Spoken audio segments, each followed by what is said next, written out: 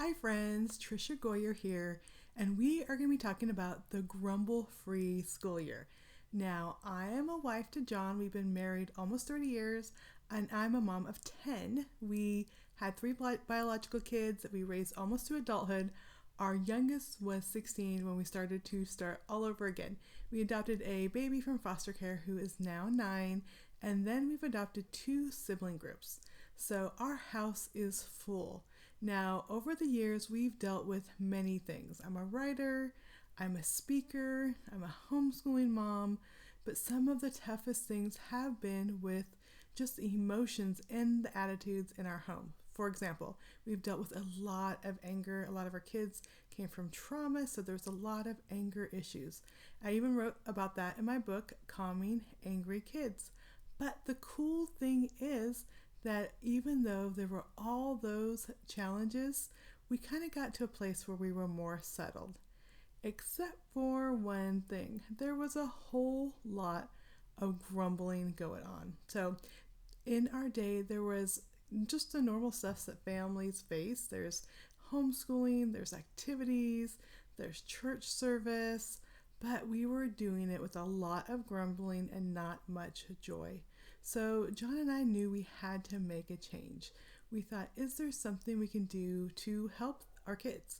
I know for me, there's so many changes that I've made over the years that I've realized I really have struggled with fear or with worry, all these things. And I sit down with my Bible, I journal, I pray about it, I work on it myself. But this was something we needed to work with our whole family. So we were actually on a road trip from Little Rock, Arkansas, where we live, to Seattle, Washington, where I was speaking, and we had all the kids with us. So, except our adult married kids, they didn't really want to go on a road trip, but all the others. So we had 8 kids in the car, and there was grumbling along the way. When we got to Seattle, we sat down and we said, why don't we do something? Why don't we try to go a year without grumbling? Now, some of our kids right away said, yeah, let's do it. Some were like, that is impossible. I think the more realistic ones just thought, there's no way we're going to be able to do this. But we gave our kids some incentive.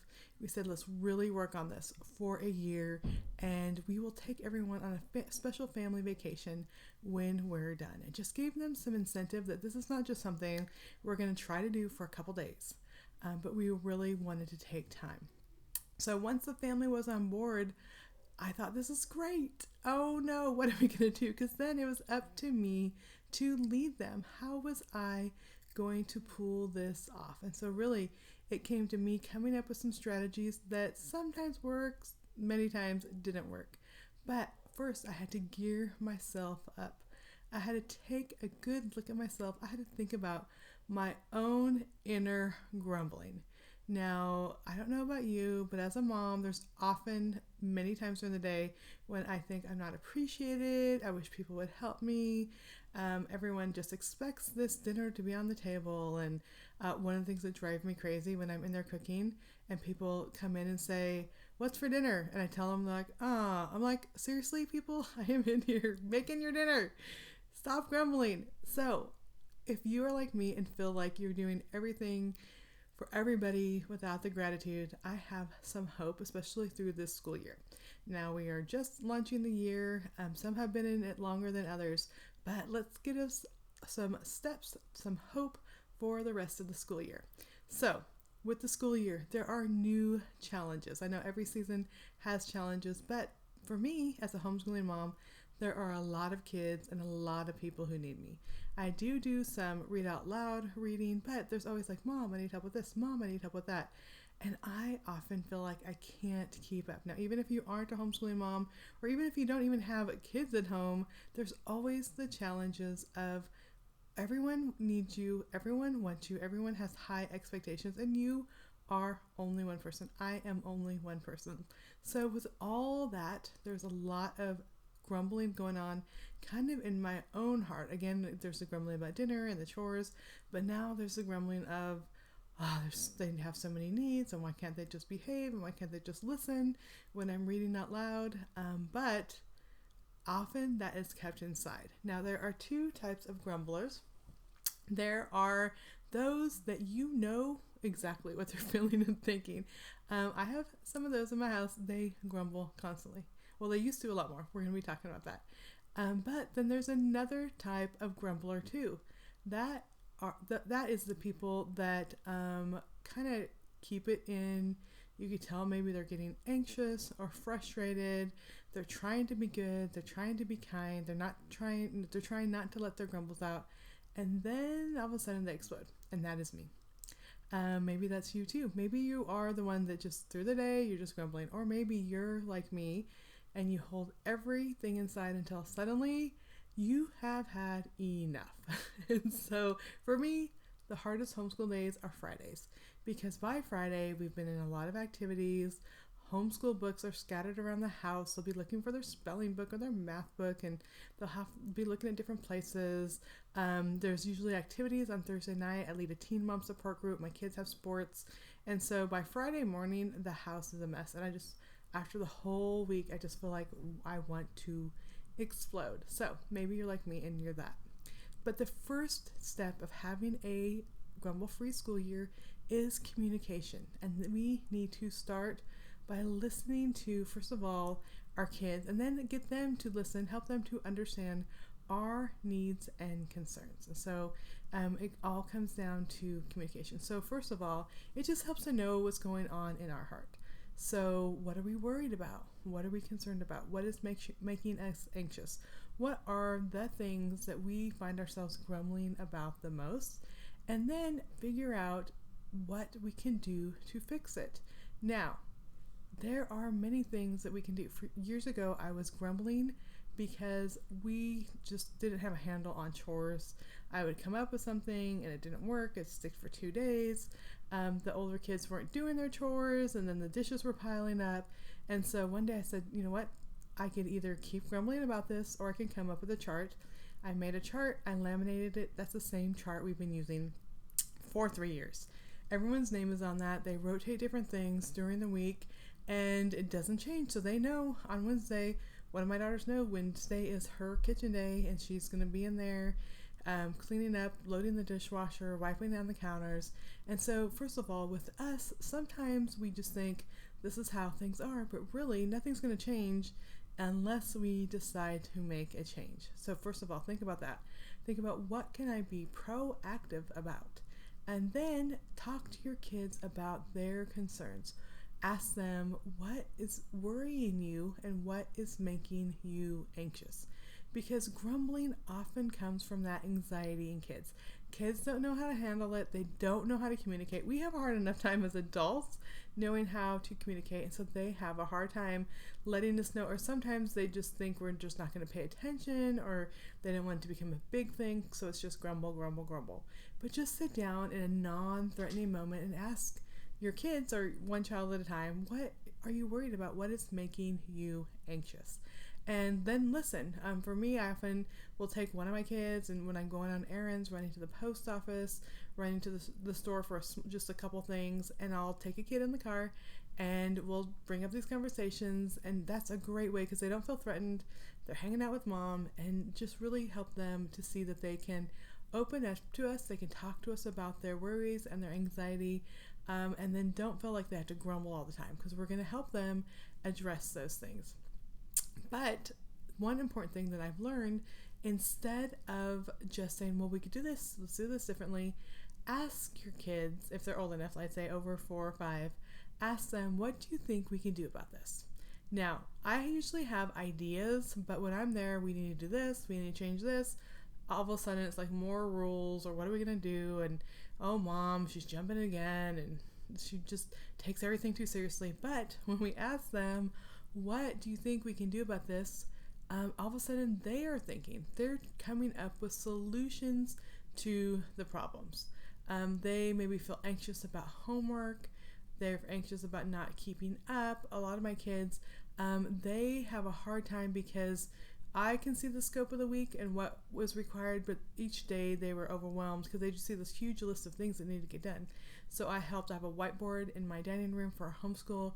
I write down everything they need to do in the week, and then often I'll find them making a list off of those things, and then they could make that list into manageable chunks. Like, we're adults and we could kind of picture the week and what it holds, but kids have a harder time with that.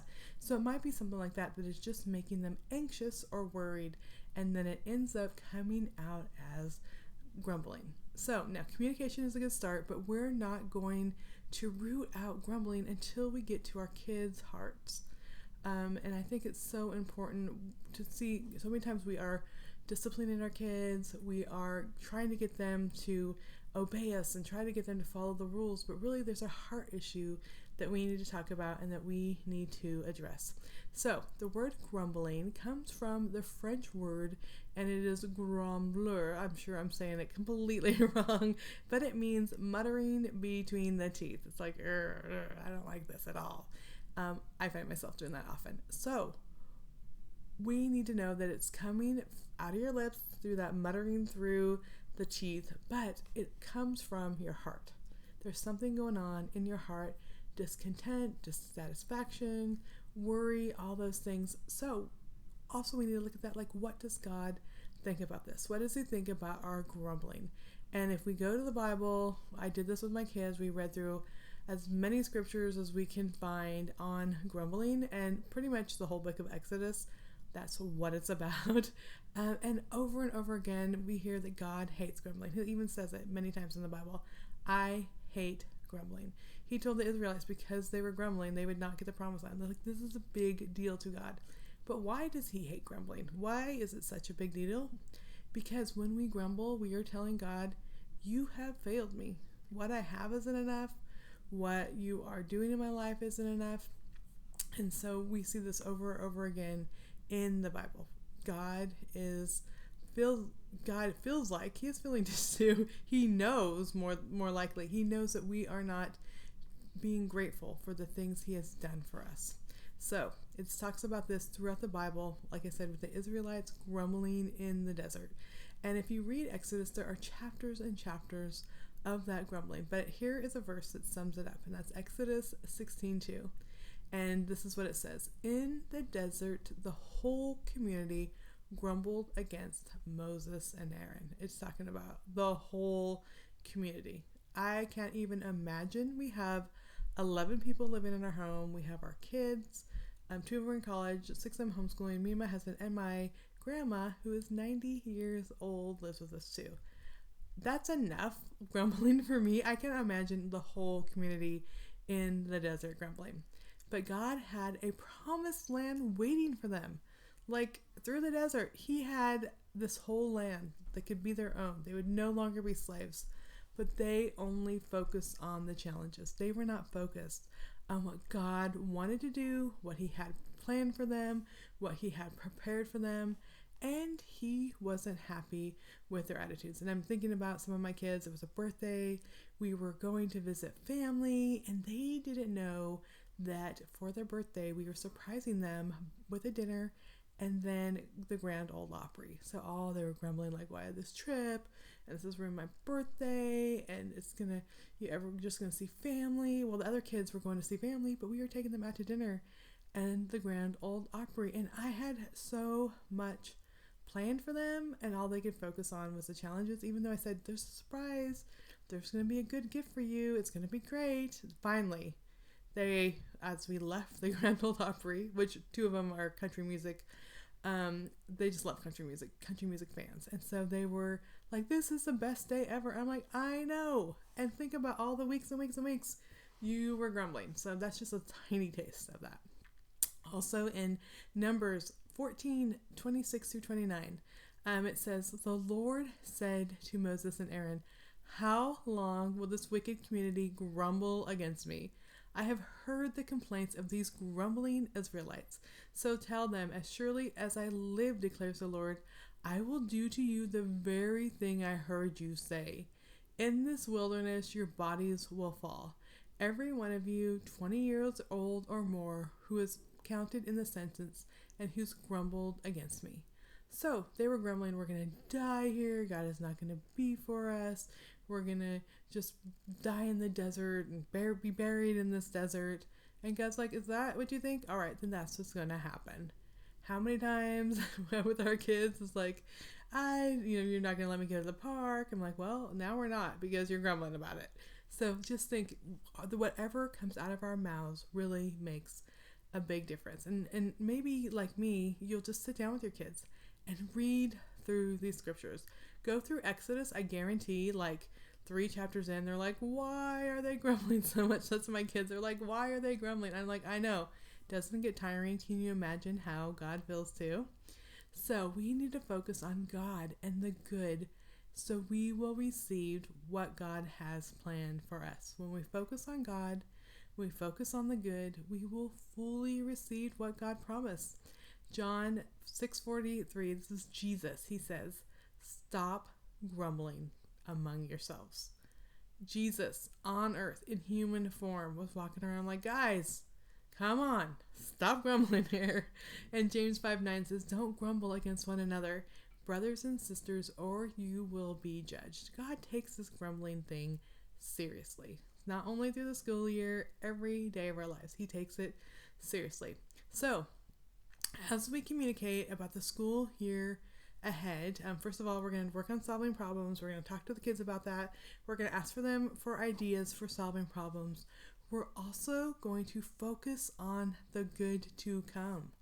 Not just focus on this is going to be a hard year, and my teacher's really hard, and PE is really hard, and homeschooling is really hard. Instead, focus on the good. And you can start with yourself and then encourage your kids to do the same. Praise your kids loudly when they choose to say something positive instead of grumbling. When they say, wow, this looks like it will be an interesting book. Yay, yes, I think it's interesting too.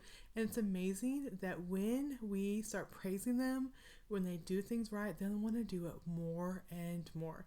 And you can even use the words like, you are doing a great job having gratitude. I feel great. I know God feels great when he sees your grateful heart too.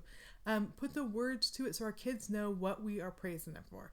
We're not just praising them because they wore a pink shirt today and they look cute. We're praising them for what's in their hearts, for the attitudes. But we need to teach kids how to do this.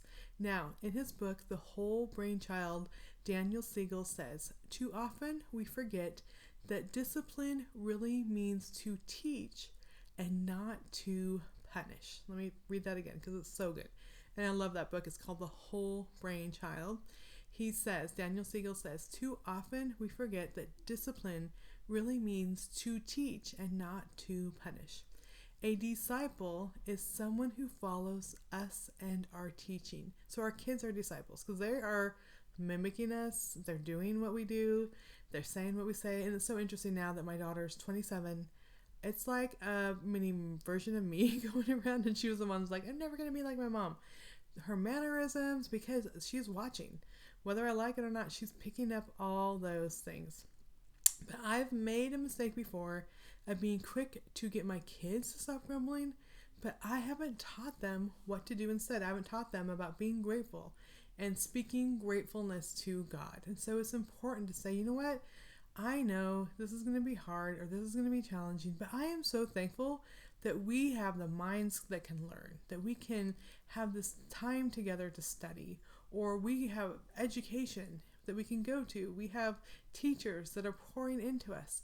Let our kids hear you pointing out the things that they are great, that you are grateful for, so they can learn about gratitude too.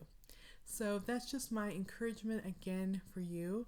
So first of all, let's think about the grumbling. Let's think about if we are the type of person that is grumbling all the time, or the type of person that will hold it in and explode. Really have each family member think about that and think about how they grumble when they grumble. Next, when we see the problems, so the problems might be chores, it might be bedtime, figure out what we can do to change, how we can make a difference in these areas, and we will put our mind to the task and we can change things instead of just grumbling about it. And then we need to look at our hearts. We don't need to tell God, like, I don't have enough, you're not doing enough for me, so I'm just going to sit here and grumble.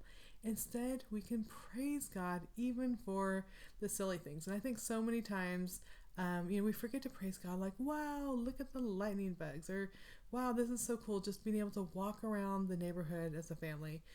Thank you, God, for these toys that we can sit down and build a Lego tower, and for the minds that can put these things together. So there's so many things throughout our days that we can be grateful for, that we can have gratitude. And I guarantee if you just start praising your kids for like, great job, being grateful, that was a great attitude of gratitude. If you start saying those things, the kids really show up. They love that praise. And the amazing thing is, the more we do it, the more our homes become a place where kids enjoy. I think sometimes we think that they don't realize, like, they don't get frustrated about the grumbling. They do. And I've seen that the more that we are praising God, we're thankful for what we have gratitude, then they really settle in and they have great attitudes. So that's just my encouragement for you today. Now, in the next video, we're going to be talking about more how-tos, more ideas for teaching kids not to grumble. And as a bonus, I'm also going to be talking about kids' anger too, because sometimes that discontent builds and builds and it shows itself in anger. So I look forward to connecting with you there.